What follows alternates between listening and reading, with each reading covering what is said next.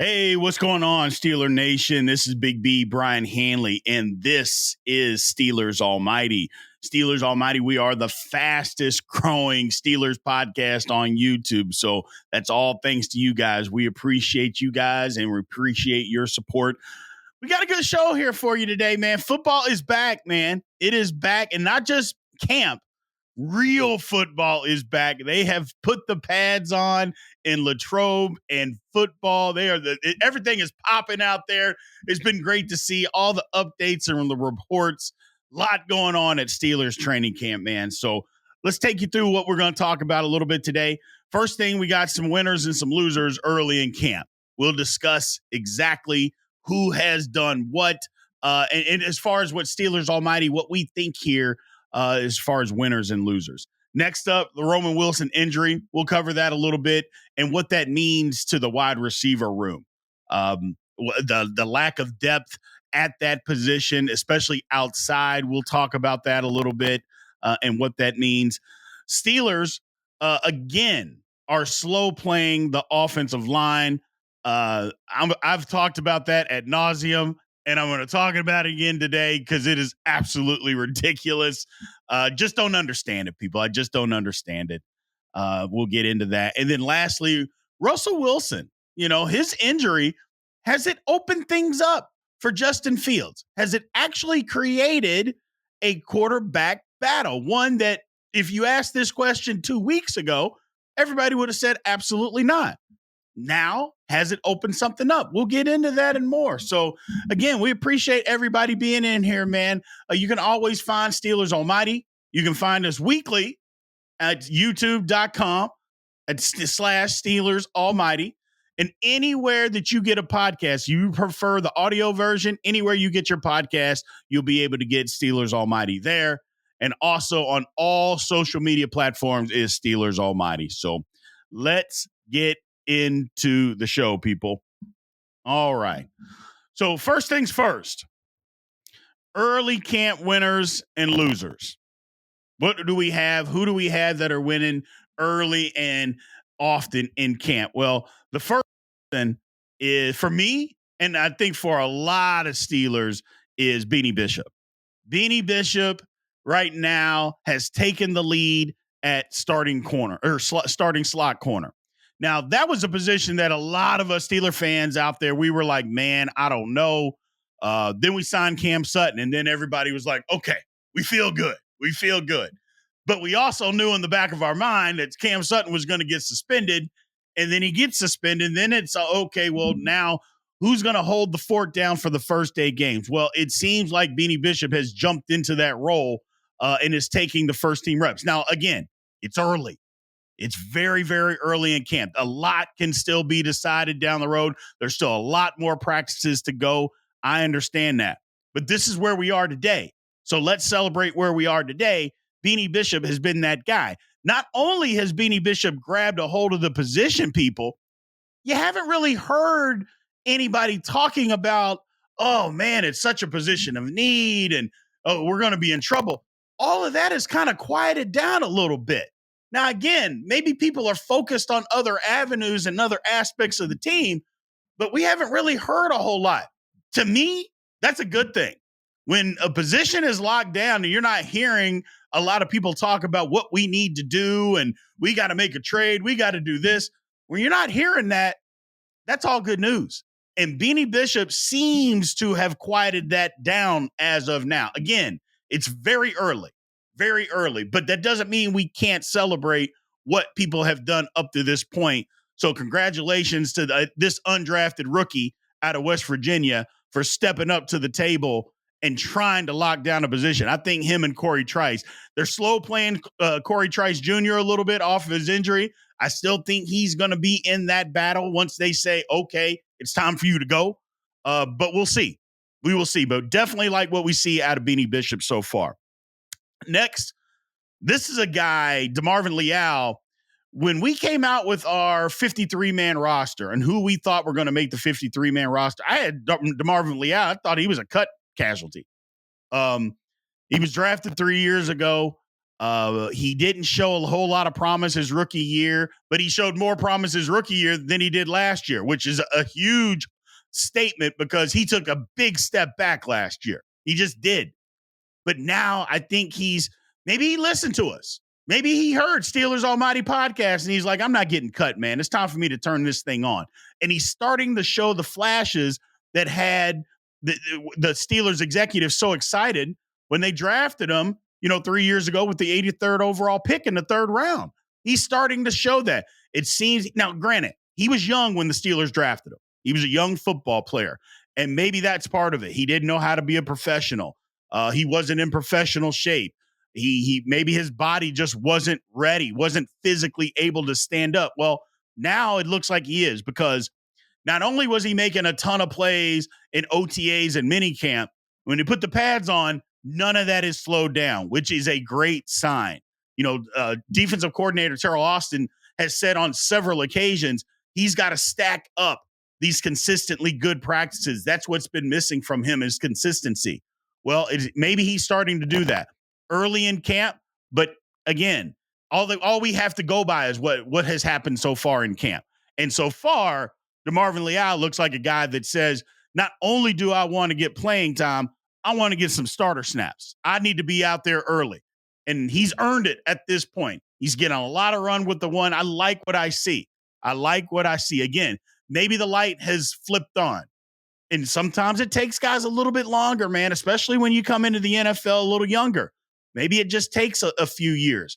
And it's good. It shows good development, number one, as far as the Steelers are concerned. But number two, it also shows his want to, because he heard what everybody was saying. He had to have heard. He definitely saw the tape. It's not like the coaches weren't busting his ass about what they saw out of not necessarily lack of effort, but just lack of playmaking. They saw it. They told him. And maybe he's just come back with a vengeance. And maybe like I said, the light has flipped on for him. Good for DeMarvin Leal. Another player early on, Dante Jackson. Lord have mercy. Now, the first thing is I'm going to take credit for it. Y'all know what we talk about on Steelers Almighty. Okay? Guy in a contract year, we're going to get the best out of him. That's how it works. Dante Jackson, last year of his contract, 29 years old, probably the last big contract that he's going to get in the National Football League. He's going out there and he's playing lights out football. Look, it's not just me saying it. Everybody's saying it. The person you got to keep your eyes on who's saying it is George Pickens. Now, yes, George Pickens is not going to badmouth any of his teammates. He's not going to do that. But he's going out of his way to say how well he's playing, talking about how fast he is. You can't run away from him. You got to make sure you're secure with the ball because he comes and knocks things away. Dante Jackson is out there playing extremely good football. Again, another guy that he was kind of the throw-in of getting rid of Deontay Johnson, excuse me. He was kind of the throw-in guy. A lot of reports in Carolina that they were going to cut him, if they weren't able to trade him. Well, he's come to Pittsburgh, and maybe he's got a new lot on life. Maybe he just needed to get out of that losing environment in Carolina, get to a different environment in Pittsburgh, and thrive. But again, like we said before, people, contract year, ding, ding, ding. We're going to get the best out of him. So that's a good thing. I'll take it. If it's his contract year and he's looking for that cash, good for you, man. Go get that cash because it's only going to help the Steelers. It's only going to help the Pittsburgh Steelers. Jack Coletto has been knocking everything in sight, just bulldozing everybody. I love it. You got a fullback on your roster, and all he cares about is hitting people. He's been blowing linebackers away. Anything that he sees, he's hitting, just opening up holes.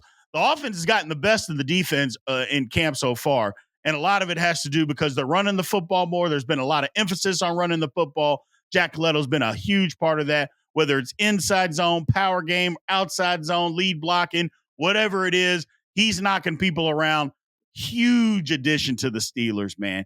I mean, again, it's not that the Steelers have never had a fullback, but maybe they haven't had one to this caliber. I don't know, but I know Jack Coletto is doing his job. I love to see him out there.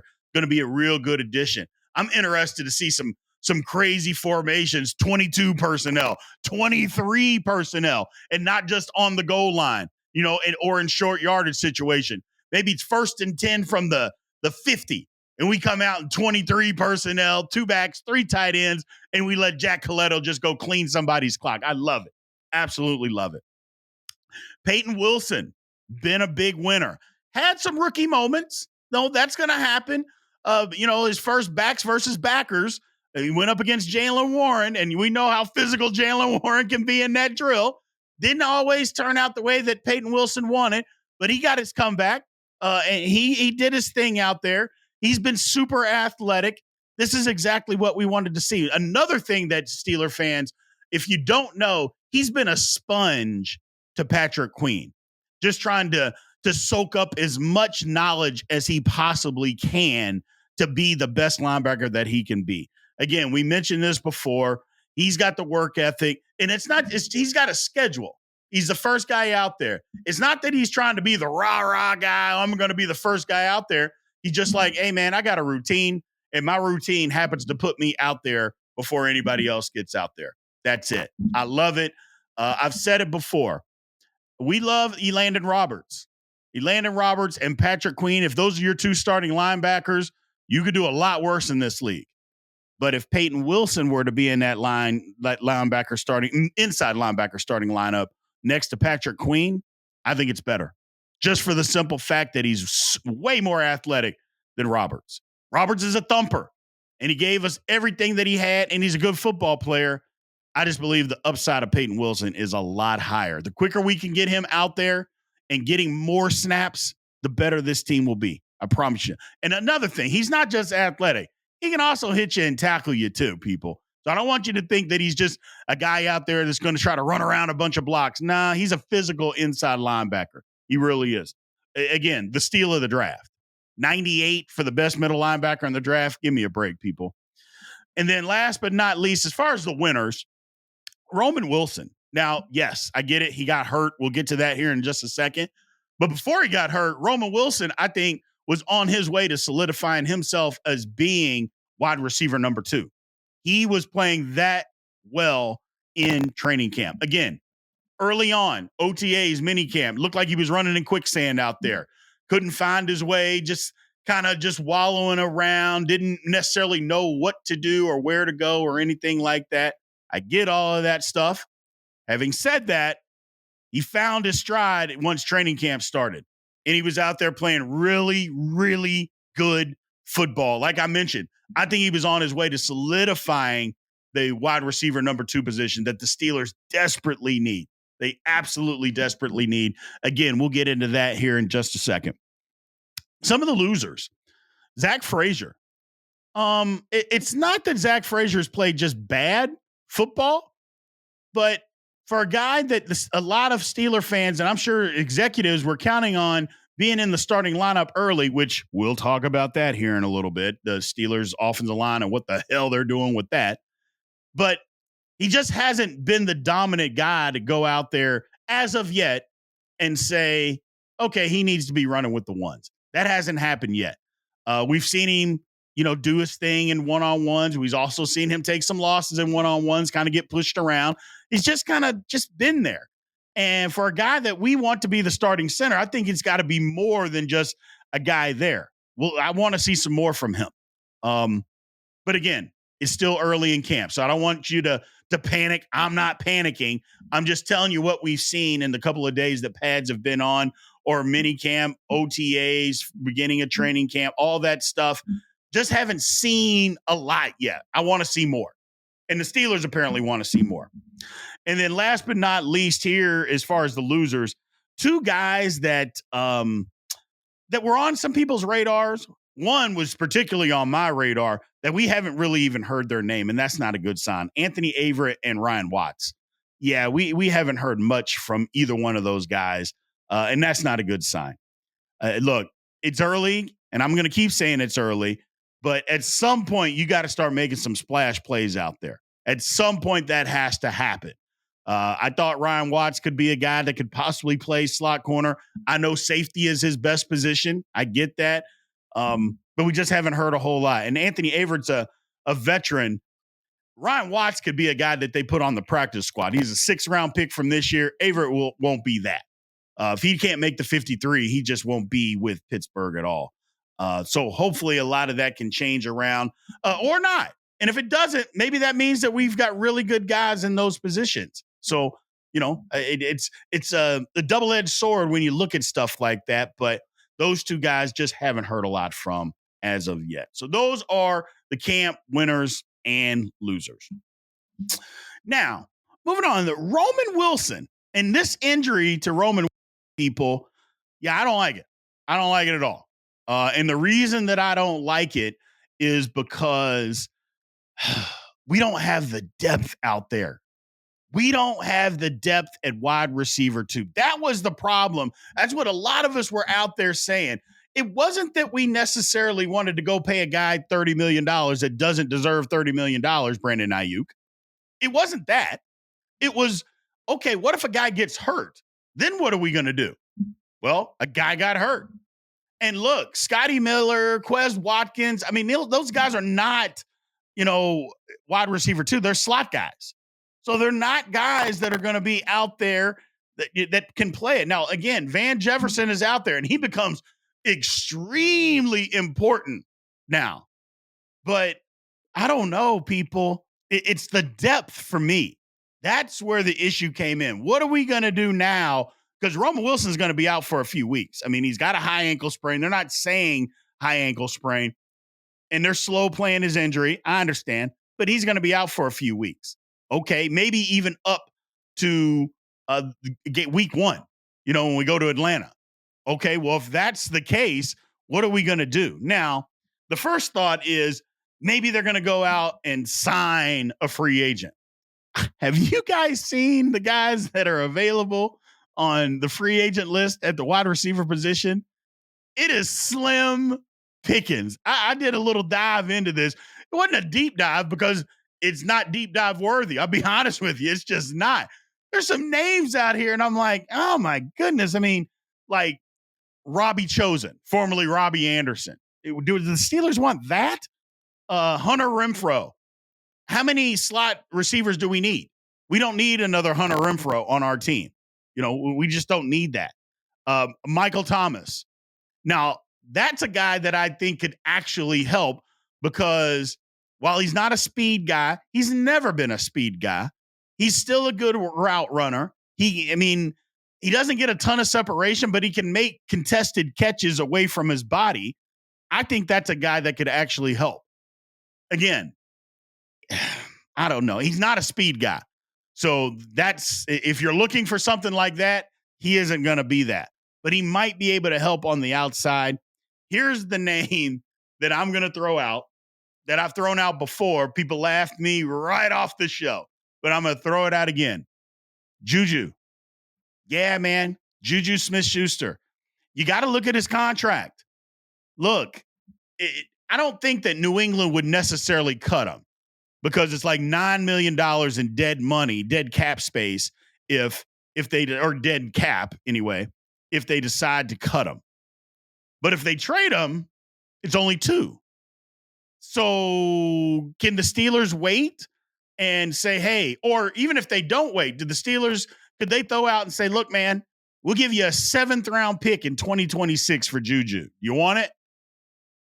Look, New England has not only have they drafted over Juju, they've signed free agents over Juju. They are basically, if Juju comes back, he's at absolute best the 3rd receiver for New England. I think he's probably 4th. Is he going to be happy in that role? If he comes to Pittsburgh, is he going to be happy in that role? I don't know. But that's a name out there. Just keep that in the back of your mind. The Steelers could go get Juju. They really could go get him. And would it make the Steelers better? Yeah. Yeah, it would. Now, I'm not saying that he's the world's greatest receiver. He's not going to be the number 1 guy or anything even remotely close to that on our team.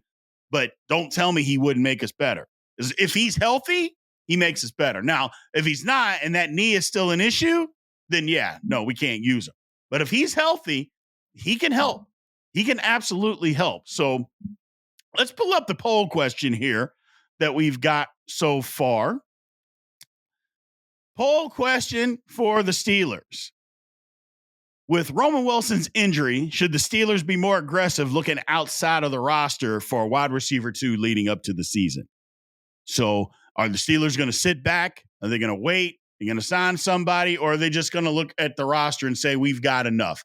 So what do you guys think? With Roman Wilson's injury, should the Steelers be more aggressive looking outside of the roster for a wide receiver 2 leading up to the season? Yes or no? Please leave your answers in the comments section.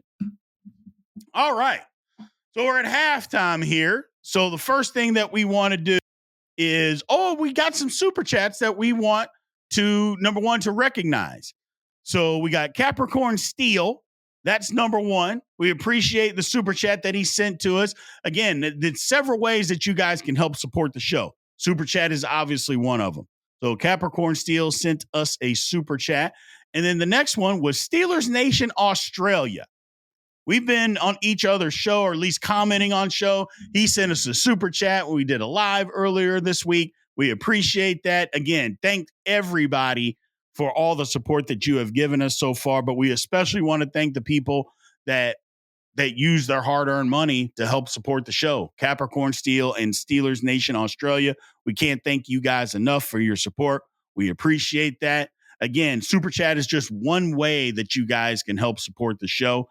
We absolutely love everybody that does. But again, you can always like, follow, subscribe, hit the notification bell, all that good stuff. Word of mouth, spread the word. Let all your friends know what we're doing. If you like what we're doing here at Steelers Almighty, we appreciate all that stuff. So thank you guys. The more important thing is the comments, man. You guys commenting on the videos. I love going back and forth with you guys commenting on the videos, man. So I appreciate that, and hopefully you guys continue to do that. But let's move on. All right. Oh, Lord. Here's the thing. The Steelers are slow playing this offensive line, man. They're absolutely slow playing this offensive line. And I've talked about it, and I'm going to continue to talk about it until the Steelers fix this damn thing, because I'm tired of it. I'll just be quite frank with you. I am tired of it. Look, the Steelers are basically rotating 3 tackles. That's what's going on. They're rotating Dan Moore, Broderick Jones, and Troy Fautanu. And from everything that we have seen, I don't get it. Here's the thing. Neither Zach Frazier or Troy Fautanu have been in the lineup. Now, we'll start with Fautanu first.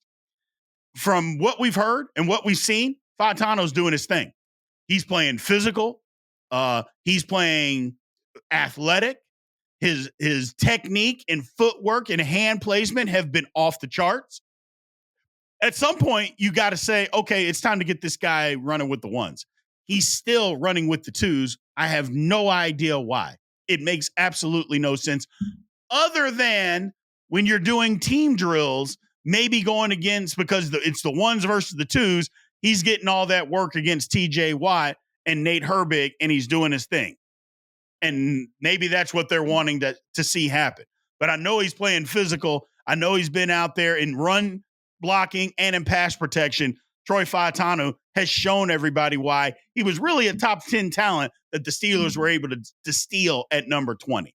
That's what he's been showing. It's time to get him in the starting lineup, people. I'm tired of the nonsense, okay? I'm just tired of the nonsense. Now, moving on to Zach Frazier. We talked about it earlier. He just hasn't done anything to wow you. Having said that, just because he's not wowing you doesn't mean he doesn't deserve to be out there. I am under the impression, and I'm going to say this, and then there's going to be people that disagree. Please disagree in the comments, and we'll go back and forth with it. If Nate Herbig was such a good center, he'd have been starting last year. I don't care what anybody says about that. Mason Cole was horrific. He was absolutely horrific. So if Nate Herbig was good enough to be the starting center for the Pittsburgh Steelers, they would have put him in the lineup last year. Don't give me the excuse, well, Kenny Pickett got hurt and we were shuffling quarterbacks. What difference does that make? That makes zero difference. You're telling me because you were shuffling quarterbacks in and out and you didn't know who was going to be in and out of at that position, then you're going to put a subpar blocker out there at center position when you could have put somebody out there that was better? No, I don't believe that. I don't buy that for a second. That they decided, well, we're going to keep putting this guy out there that's inferior to somebody else because we are shuffling quarterbacks. Don't give me that excuse. It was a mistake.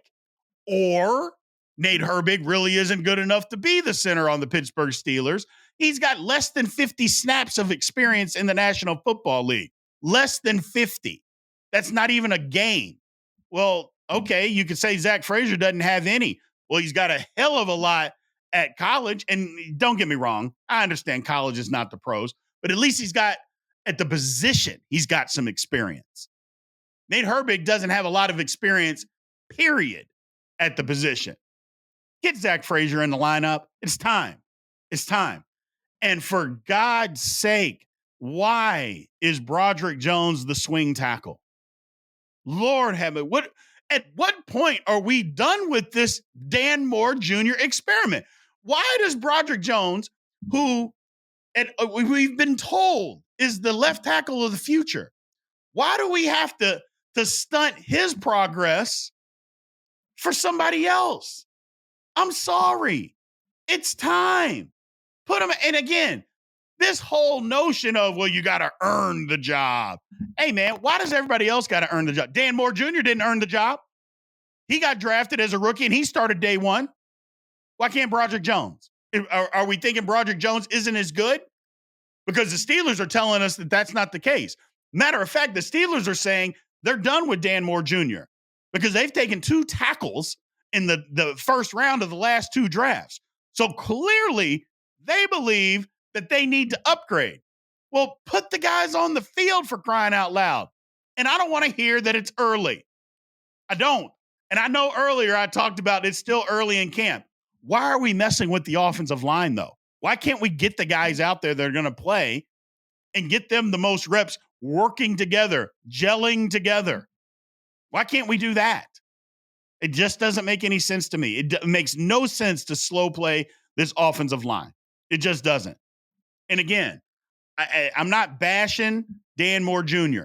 We love his effort. We love all of that. But it's not just the fans that are telling you that he hasn't been good. It's not just PFF that had him graded as, I think, the second worst offensive tackle in league. It isn't them. The Steelers are telling you with their draft picks that they are over Dan Moore Jr. So why can't the coaching staff and put those guys out there? Oh, it just drives me insane. It really is driving me insane. I just don't know. At some point, we just got to say enough is enough. Enough is enough. Early in camp, I don't buy it. It's time to get those guys out there. It's just time. It's just time. Dan Moore Jr., if he doesn't want to be the swing tackle or is incapable of being the swing tackle, fine. That's fine. I wouldn't trade him unless we, like I said, 5th round pick, then we can trade him.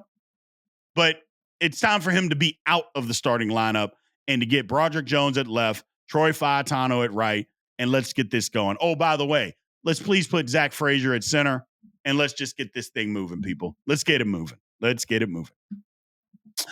So next, this Russell Wilson calf issue, there's a couple that I think about it, and follow me here, because I think there's 2 different ways to look at this. Number one, let's talk about how he got hurt.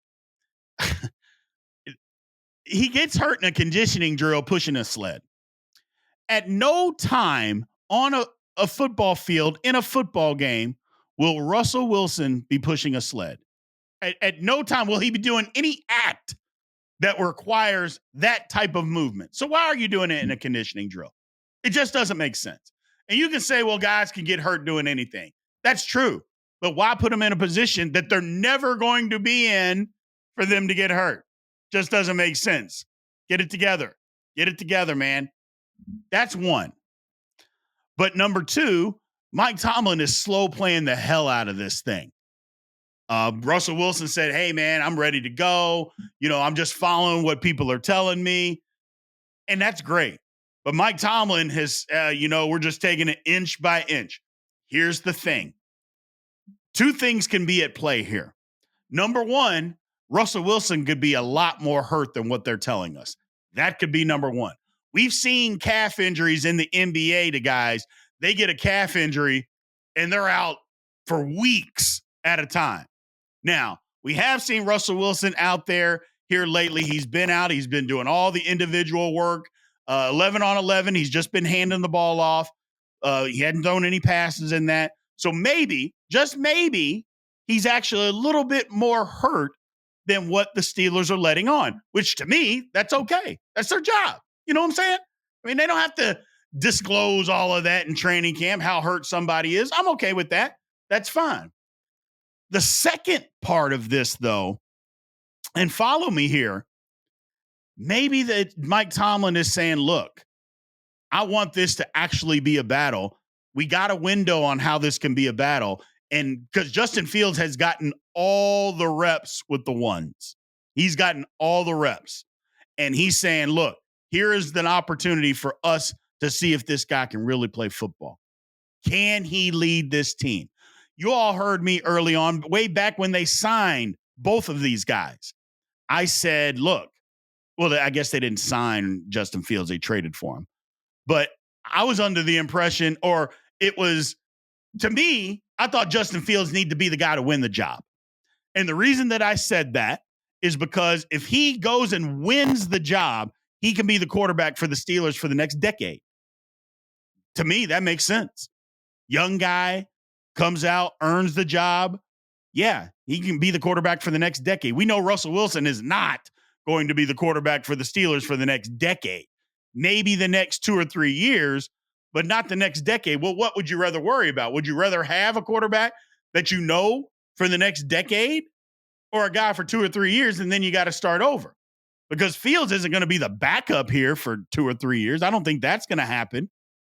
Or maybe Mike Tomlin is putting it out there and putting tape out there in case the Steelers are looking to trade Justin Fields. I think that's highly unlikely because Kyle Allen has looked pathetic in camp so far.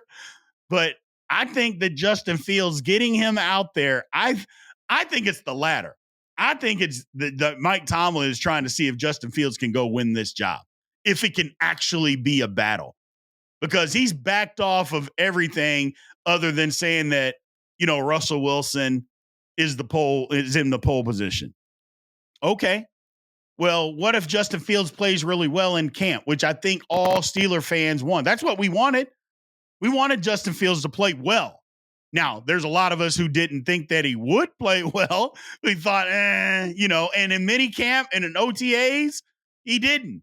He looked the same Justin Fields that we saw in Chicago.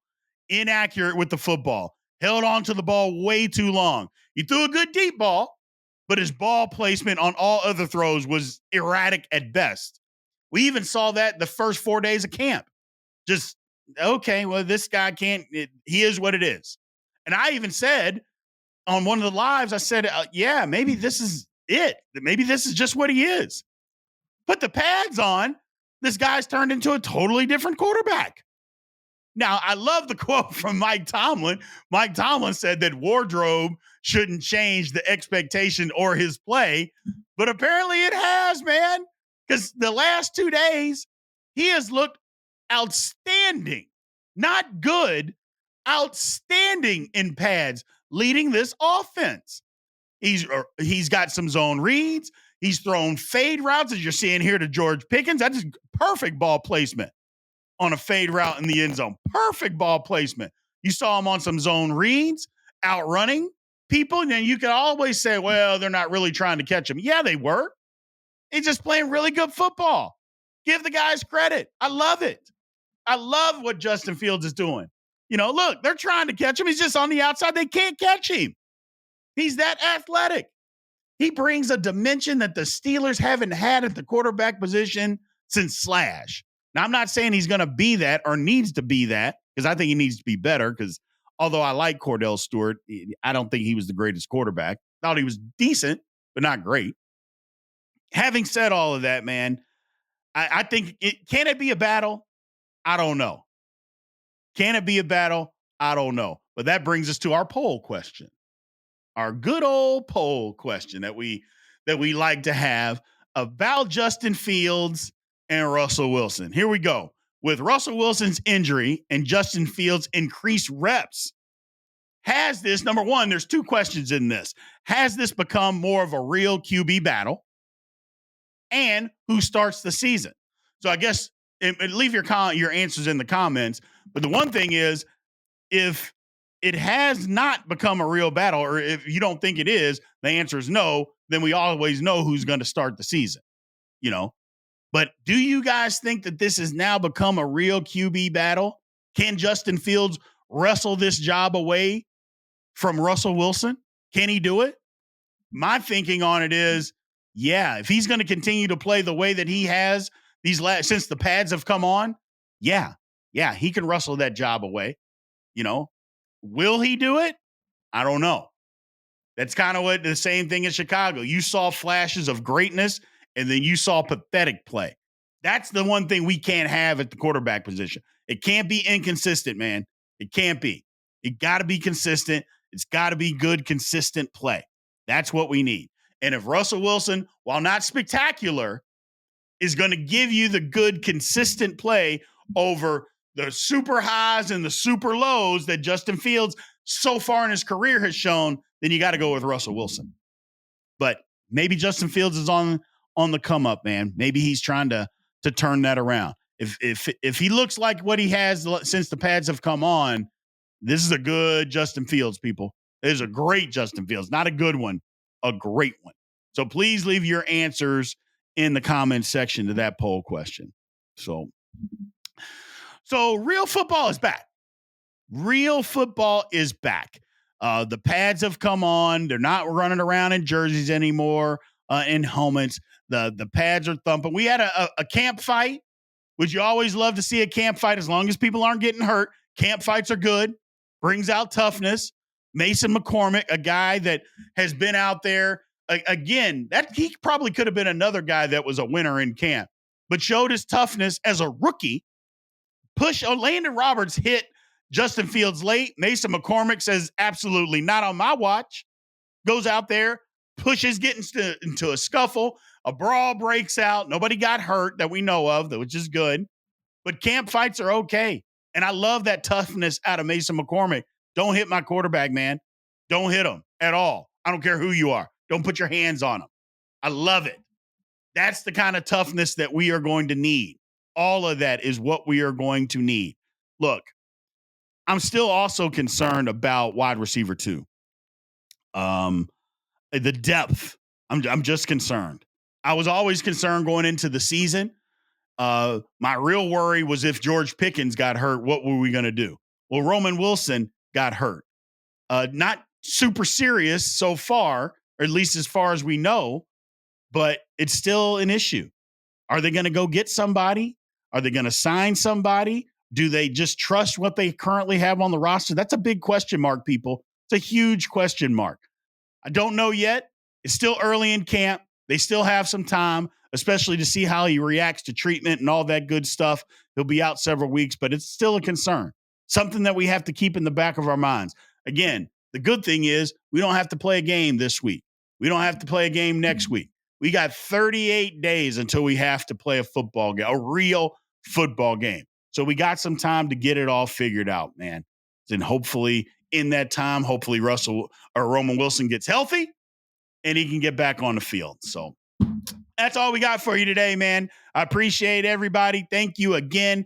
As always, remember, if you haven't already subscribed to Steelers Almighty, remember to hit that subscription. Also, hit the notification bell so you know when all our videos come out. As a reminder, I've told everybody that we are coming out with a live after every Steelers game. I want to make sure we get that information out to everybody. We're going to be doing a live after every Steeler game. 15 minutes after the game, we will be going live for you guys to chime in and get in the chat and let me know what you think.